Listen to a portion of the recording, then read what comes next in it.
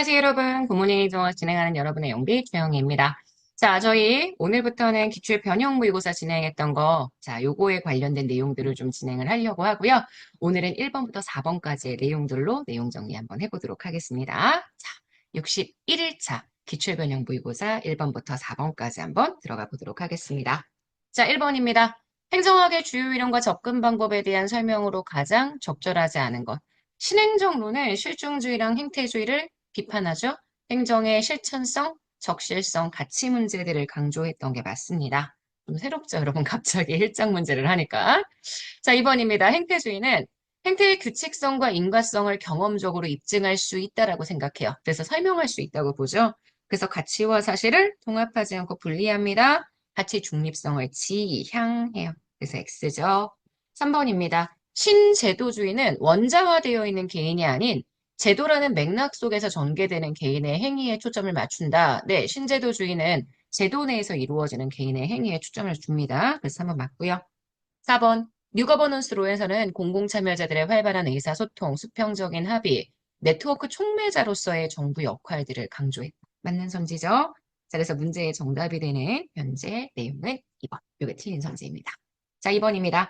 최형 정책 결정 모형이래요. 자, 정책 결정 모형 중에 최종 모형은 합리 모형 기반으로 초합리, 직관적인 예측이나 판단에 의한 정책 결정의 필요성을 강조하죠.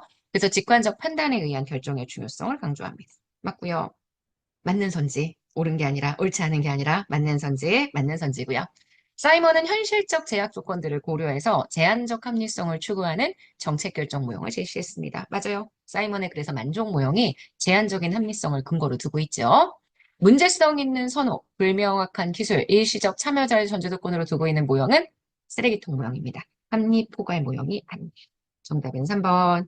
4번 앨리슨 모형의 원, 합리적 행위자 모형, 앨리슨 모형의 투, 조직 과정 모형, 앨리스 모형의 3, 관료 정치 모형이고 조직 과정 모형은 조직의 하위 계층, 관료 정치 모형은 조직의 상위 계층. 이렇게 정리했었죠? 맞는 선지입니다.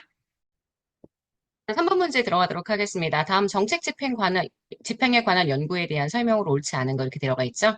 자, 1번입니다. 프레스만 웨다브스키는 성공적인 정책 집행을 위해서는 정책 집행에 개입하는 참여자의 숫자가 적어야 한다고 이야기를 합니다. 참여자가 많으면 이들이 모두 다 공동행위의 참여자들이 되고요. 거부점 행사할 수 있는 가능성이 높아진다라고 했습니다. 나카무라 스모르드의 순서는 고지협제관이에요.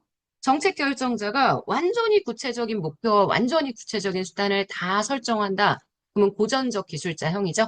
지시적 위인과는 구체적인 목표는 설정하지만 수단에 있어서의 재량권은 정책 집행자에게 두는 경우가 있게 하고 얘기를 했기 때문에 지금 보시는 요거는 고전적 기술자형에 대한 특징입니다. 2번은 그래서 X예요. 3번입니다. 립스키에 따르면 일선 관료가 육체적, 신체적 위험에 대처하기 위한 메커니즘, 잠재적인 공격자가 될 수 있는 민원인의 특징을 사전에 정의해서 집행 현장의 의사결정을 단순화시키는 방법이 있습니다. 맞습니다.